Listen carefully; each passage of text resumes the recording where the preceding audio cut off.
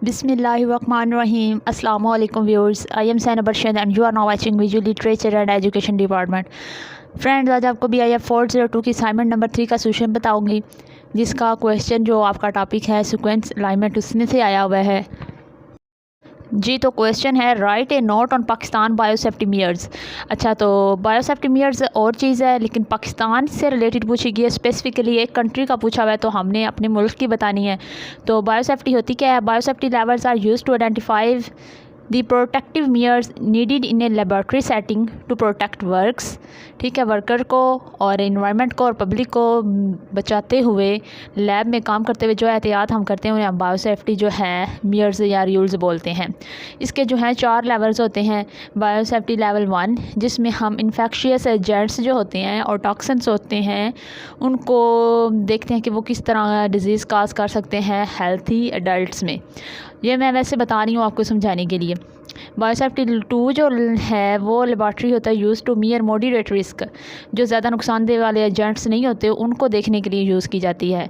और जो biosafety level 3 है, ये वो लेबॉर्ट्रीज़ होती हैं जो कि स्टडी करने के लिए हम किन को, इन्फेक्शियस एजेंट्स को और टॉक्सिन को जो है स्टडी करने के लिए यूज़ करते हैं, जो कि हवा से जो है ट्रांसमिटेड होकर किसी भी जो हेल्दी ऑर्गेनिजम्स है उसके अंदर हवा के ज़रिए, सांस के ज़रिए जा सकती है।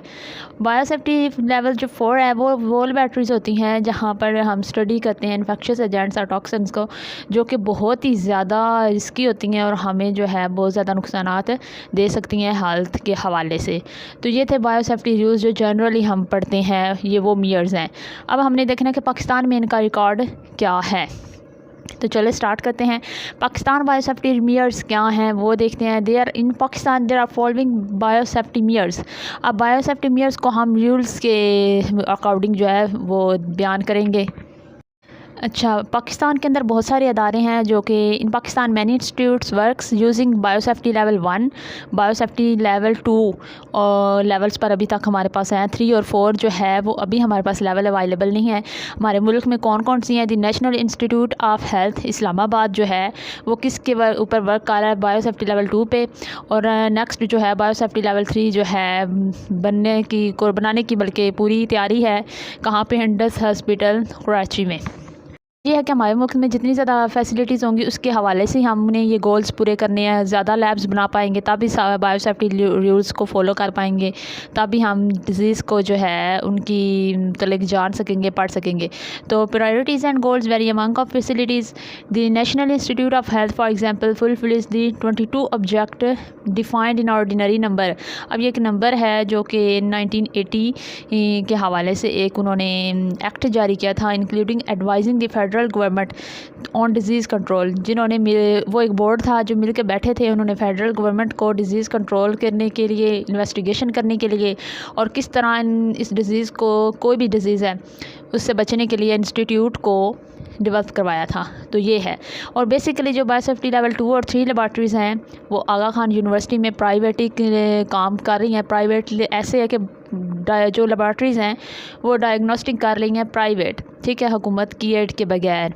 प्राइवेट डायग्नोस्टिक लेबॉर्ट्रीज़ हैं in Aga Khan university that process routine clinical samples. ठीक है।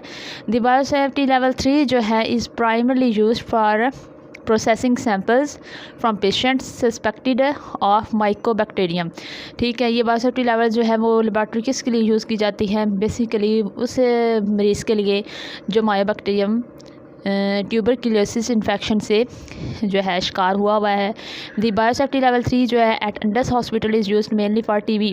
ठीक है। हमारे मुल्क में बेसिकली कितने हो गए?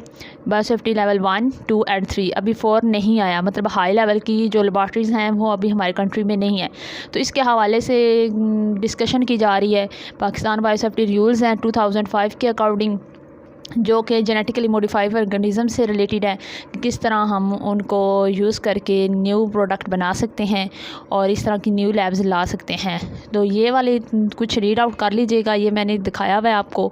नेशनल बायोसेफ्टी कमेटी जो है who is responsible ties include establishment procedure and standard for risk assessment, facilities the exchange of technical advice, developing guidelines for assessing bio hazards. यानी कि जो भी हम ड्यूरिंग हाई लेवल लेवल की जो laboratories होती हैं जहाँ पर ज़्यादा काम हो रहा होता है उनके दरमियान कौन सी है रूल्स हमें फ़ॉलो करने होते हैं, कौन सी गाइडलाइंस हैं जो कि हमें ये नुकसानात से बचा सकते हैं, बायो हैज़र्ड से बचा सकते हैं और इंडिविजुअल्स को मज़ीद जेनेटिक मैनिपुलेशन करके तो न्यू जो बायोसेफ्टी गाइडलाइंस हैं वो क्रिएट करके न्यू जो जेनेटिक ऑर्गेनिज़म्स हैं वो डेवलप किए जा सकते हैं।